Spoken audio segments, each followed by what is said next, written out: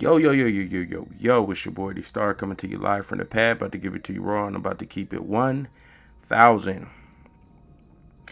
So, wow, I'm almost there. Tomorrow's closing day. Get the keys to my house, get to move in. But let me tell you about everything that I had to go through before I got to this point. I specifically wanted to make this video for FHA buyers or HUD buyers, people who are buying through HUD or FHA, because it's just not as easy to get information. Even through YouTube, you find that people are giving you cut and dry answers. So let's get into it. First thing you need to do, sorry about that. First thing you need to do is stack your money. That's the first thing you need to do. Depending on what kind of house you're buying, right? Let's, for example, say that you're trying to buy a $100,000 house. I don't know where you live. Let's assume that you're somewhere in where homes cost $100,000. If the house costs $100,000, you're going to need about 3.5%. Just if you're depending on your credit. Now, if you have stellar credit, it's probably 3.5. If it goes a little bit lower, say below 700, you might have to pay a little bit higher. It could go up to 4.5, or I'm not sure. But now that you stacked up a little bit of money, you got some cash, you could finally do some stuff. Because if you don't have the money, you're not going to be able to do anything. So first thing first is reserve some money. Okay? And I would tell you, try to save as much money as you can. I'm not saying you should save $100,000 or $80,000, because it really doesn't take that much, right? But it takes enough money for you to get past closing. So the first thing first is having that money set aside, because as an FHA buyer or a HUD buyer, you're going to face competition. You're going to face lots and lots of competition, depending on where you're at. Now, I happen to stay in Los Angeles, where it's highly competitive. You have cash investors coming to neighborhoods and just buying the property just so they can rent it out and have some side income. You have lots and lots of cash investors, people who have cash who want to flip the house and resell it, make $15,000. So you're going up against people who have a lot of liquid capital.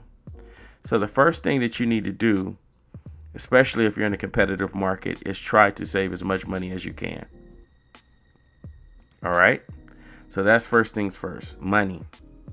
I would suggest somewhere along the lines of 20,000, because you have to consider closing costs. Closing costs can be up to this very, very high. It's like 7.5% of what the house is. Sometimes it can even be higher than that. I mean, it could be higher than what you're putting down on a house. So get your paper up. That's number one. So now that you got your paper up, what you want to do is you want to go on Hud.com. I mean Hud.gov, HUD.gov, not HUD.com. That's something totally different.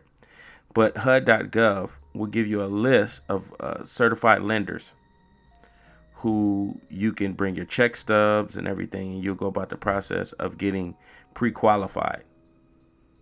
So you have to get pre-qualified. Take whatever cash that you got, take whatever you have, and go to a HUD lender, and they'll let you know. Even if you don't have it, even if you only have $6,500, they'll tell you, no, you don't really have enough.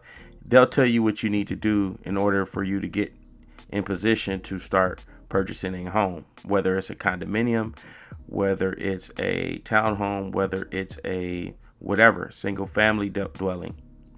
But this will get you in the process of getting your credit in order, because the better that your credit is, the easier it is that you'll be able to transition into buying your home or getting more money lent to you.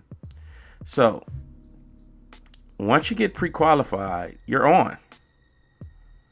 It's just you're not pre-approved, you're pre-qualified, which means once you get pre-qualified, you have that set amount that you know you can go out here when you're searching on Redfin, when you're searching on Zillow, which I think is slow. Zillow's kind of slow. Realtor.com or whatever website that you prefer. Now you actually have a set amount that you can go searching for homes to see what you can afford.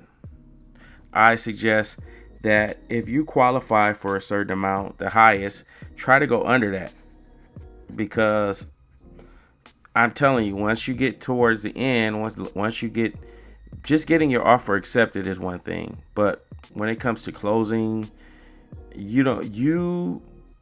depending on where you're at, depending on the competition, right now everything is a seller's market. So if you come to a seller asking the seller, can you help me on closing?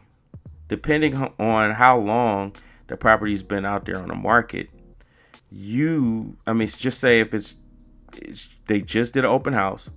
Usually when they do an open house, you're going to have about 5 to, even more than that. Sometimes these guys get blind offers. I'll get into that later. But it's kind of weak. You have a weak offer when you ask the seller if they can help you on closing costs when you draw up your offer. They almost will immediately go to somebody else who has a better offer with less contingencies and less drama. But depends on the seller. But right now, this is a seller's market. So, with that being said, what you need to do is search for homes and get you a good real estate agent. Now, what I suggest is you get a real estate agent that works around your schedule. You can read a lot of these articles that say search for an agent that gets a lot of sales. Your average agent maybe sells 3 homes a year. Your average agent. Now, some agents who particularly work in teams or groups, that usually means when you get a real estate agent like that, it's about him and 2 other people that he chooses, or it's her and her other group. Depending on the real estate agent that you choose, they may say, hey, we do things in a group manner. I don't really like the group manner, but that's kind of how I found my agent. But I'll just go ahead and give you some insight on that. You need to pick an agent that's going to work around your schedule, whether it's a group, whether it's a single individual, whoever it is. You need to get somebody who can work around your schedule. If you want to see homes on weekends and your agent has access to certain properties have master locks where they're vacant and the agent can go in there and show you on the weekends, you need to find an agent that can show you homes on the weekend. That doesn't give you all of these excuses of, oh yeah, go check it out, blah, blah, blah, blah, blah. That's what happened to me. I was a guy who only had weekends off.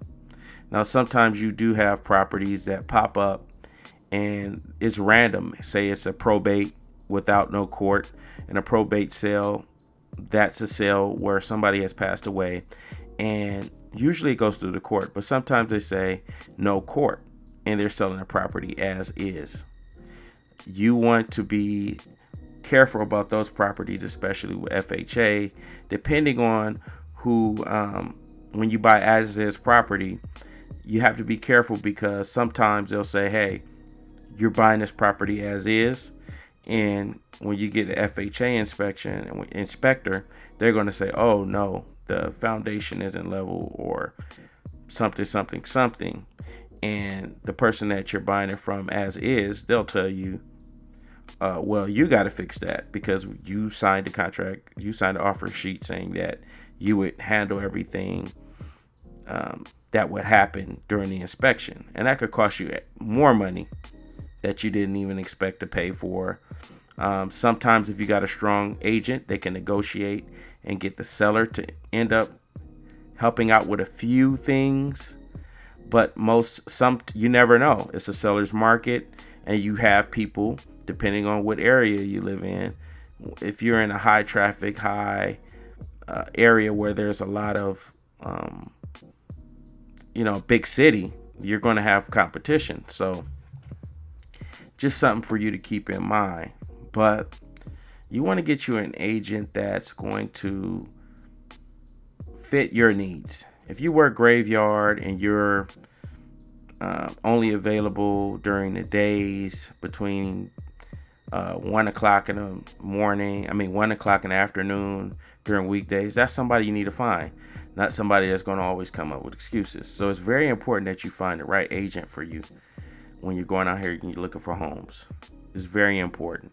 I can't stress it enough, but it's very important that you get a right agent. Once you have a good agent,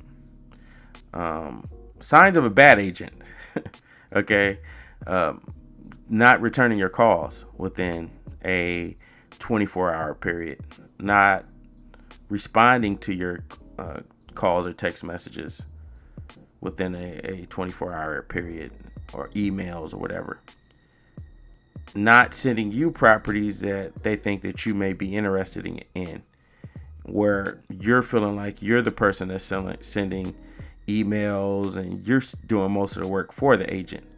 That's when you have an agent that's too busy. So I would suggest getting an agent that may be too busy, where they can't work around your schedule. But you don't want an amateur as well. You don't want somebody that's inexperienced, that can't handle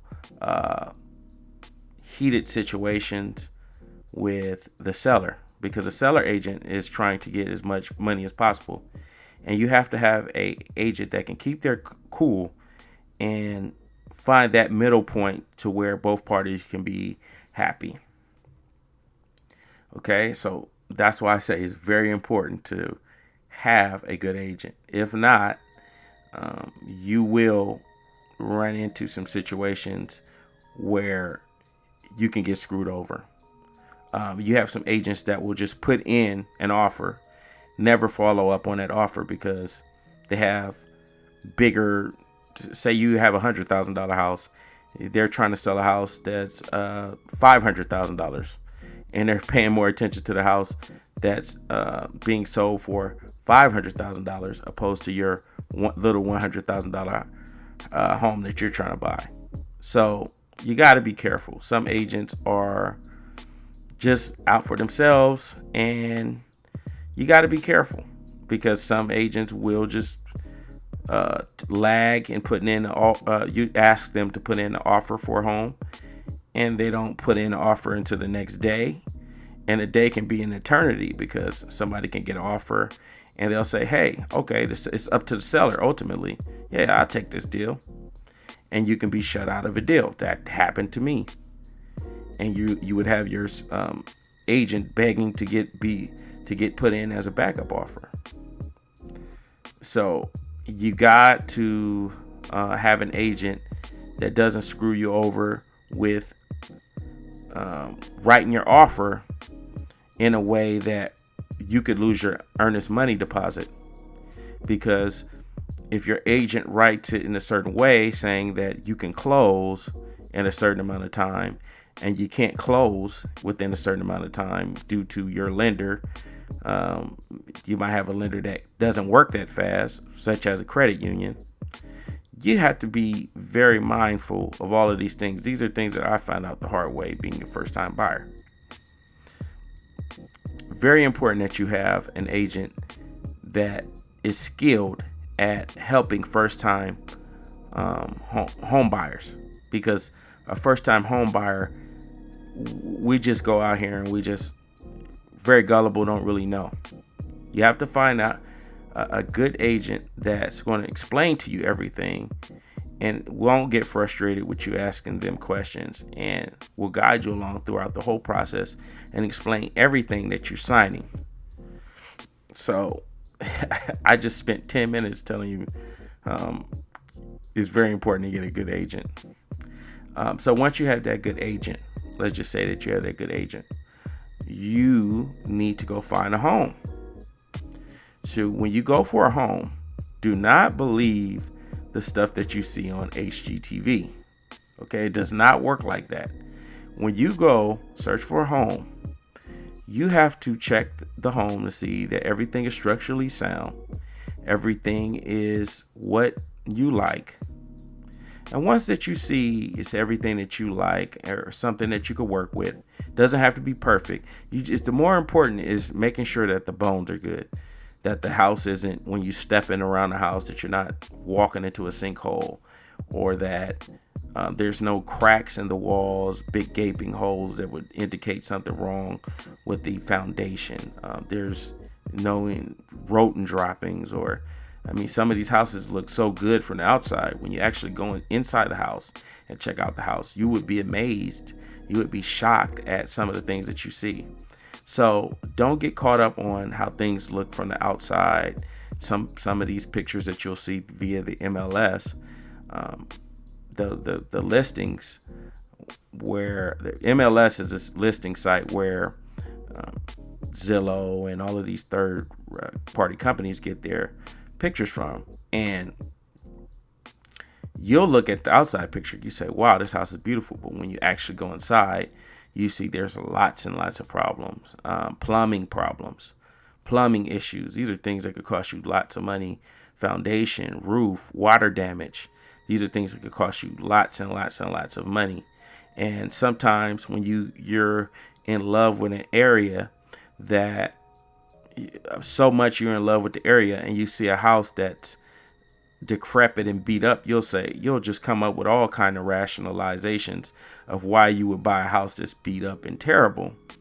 But you have to keep in mind that fixer-uppers aren't probably the best deal for first-time home buyers when you don't have no experience in construction, or you have no you're not a how-to person, or do-it-yourself person. So I wouldn't suggest buying anything that's a fixer-upper for your first home. I would suggest doing that maybe for your second home purchase or your third home purchase as an FHA buyer, because at this point you're just trying to get your foot in the door. When you look at these houses, your agent must know, hey, is this in a flood zone? Because as an FHA buyer, you may be required by your lender by law to pay for flood insurance. And the flood insurance is very costly. It's not cheap, depending on what flood zone that you're on. I believe you can go on FEMA.org and see if the home that you're thinking about buying, if it's in the flood zone. Because if it is, it can cost you an extra couple thousand. And I believe the first year you have to pay up front. A lot of times these insurance companies want you to pay up front. Now, the price isn't really done by the insurance company. It's kind of done by FEMA, and they work around the price that FEMA tells them. I believe that's what from everything that I researched, is what they say. So your real estate agent also needs to know if the home that you're buying is in a flood zone, because this could be extra money that will be required for you to come out of the pocket before closing. Okay. So you have that. So you go to the house, and as I alluded to earlier, it is not a situation where it's not like HGTV where you say my first home, and you walk in, you say, oh, well, house one, what do you think? Oh, well, you know what, Bill? This house has nice this and nice that, but the area is a little bit further than what I'd like. And house B, oh, it's modern and everything, but it's kind of on the high side. And I like the area in it, but it's kind of high side. And house, yeah, we're going to choose house C, and house number 3 is the best one for us because it's right in the middle. It just doesn't work like that in real life. In real life, you have multiple offers, and sometimes even when a house doesn't have multiple offers, they will say that they have multiple counter offers, just to kind of make you feel like there's some sense of urgency there. So when you find that house that you can somewhat see yourself living in, that has good bones, that has good structure, that has good plumbing, at least from everything. I mean, you won't be able to tell until you hire an inspector, which is going to cost you a couple $100 or maybe more depending on where you live. That's going to cost you all of this money. And these are costs that you need to keep in mind when you're going out here and you're trying to purchase. So, like, you need to immediately put in an offer. That's my suggestion. When you walk into a house that you somewhat like, you need to go up to the seller's agent. You need to shake their hand. You need to let them know your name, and you need to let them know that your agent will be putting in an offer. It's a best case scenario is if you have your agent with you, because if you have your agent with you, you could tell your agent to express to them that, hey, that you're really interested, and you're going to send them an offer, and they can kind of gauge what the seller's looking for. And you always want to put in an offer just slightly above asking. You don't want to try to lowball them or give them a lower number unless the house that you're going after has been on the market for at least 45 days. Because at 45 days, once a house has been on the market for 45 days, that's when you start to see that the prices will start to drop. But usually before 45 days, the seller is not trying to take any pay cuts.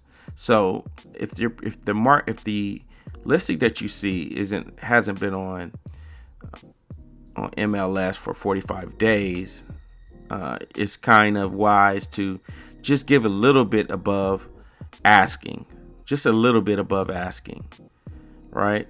Could be an extra 1,000, could be 500, but it's something that you should always keep in mind, all right? And then once you put in a little bit higher above asking, then hey, you can negotiate from there.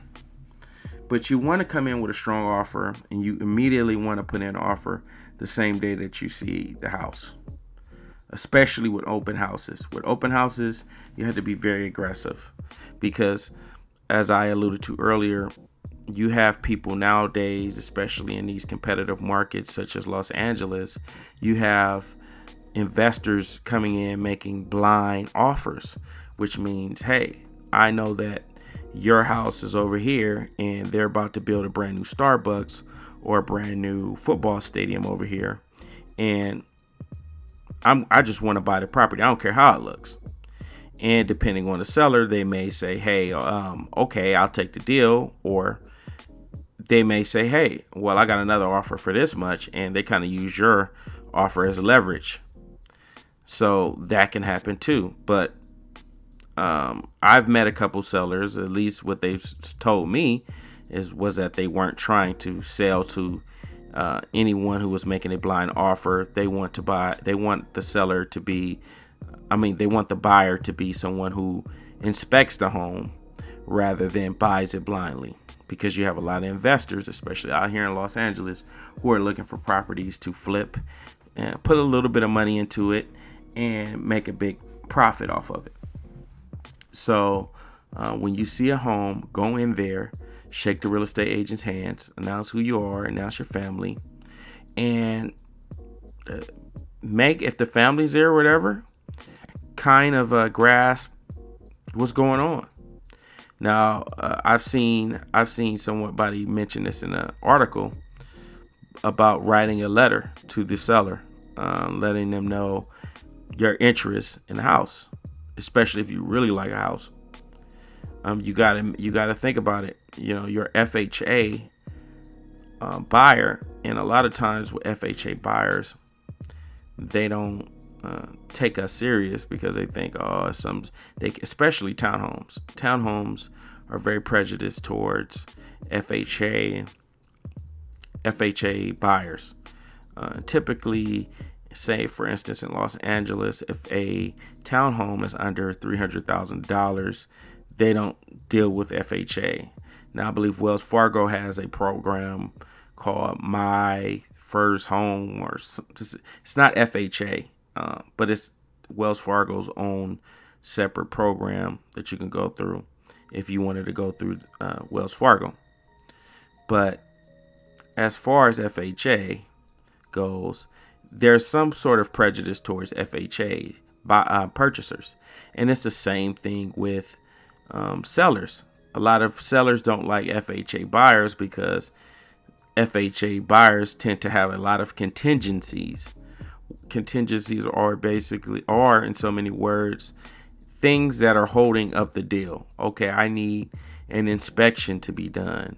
I need a loan thing to be done. I need all of these barriers to get the deal done. I need to inspect the house. I need to get a appraisal done. I need to do all of these things before I buy the house.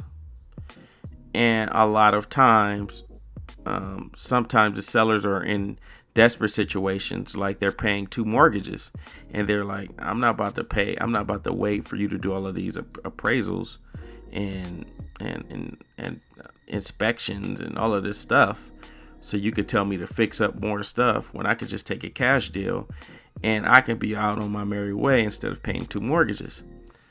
So depending on the seller, they may be prejudiced towards FHA buyers. So you want every little edge that you can get, even if it's writing a cheesy little letter telling them, hey, this has been the place that I've always dreamed of living, and whatever. You have to, if you see some kind of sports team that the seller has in their house, oh, well, don't you know I once did this and this and that, or even I've even heard of people going so as far as to even buy tickets for whatever team that the seller likes, whatever to get the deal done, right? So you want to look around, check the house out, see what kind of common interests that you have. Not in an offensive way, but just kind of let them know who you are, your family, show a family picture, whatnot, and express to your agent that, hey, you want your agent to send that to the seller. That could help you out a lot, but there's still no guarantee. Sorry for the background, but you definitely want to try to get in as many ways that you possibly can. You don't want to procrastinate and miss out on something that it does. Hey, and like I said, this isn't just like you have to put all your eggs in one basket. You can always go and sorry about that. You have to put your eggs in one basket. You can always go and put in offers at other houses. You always can be aggressive and keep looking for other houses, but it's just a trick that could kind of give you an edge as an FHA purchaser, FHA buyer, that may catch the seller's attention. So then you have multiple counter offers, and they may ask you to, hey, we got another person there, they're offering us this, and we need you to drop this contingency and all of this stuff. But getting your offer accepted is so far down the line, and it's not even the beginning of escrow or getting through escrow, because it's so many things that you have to do. But I believe I got you up to the point where I'm gonna have to make a second part. But once you find a house and you get accepted, you get your offer accepted, what you're going to have to do is get pre-qualified, and then I'll get in part 2 on my other video.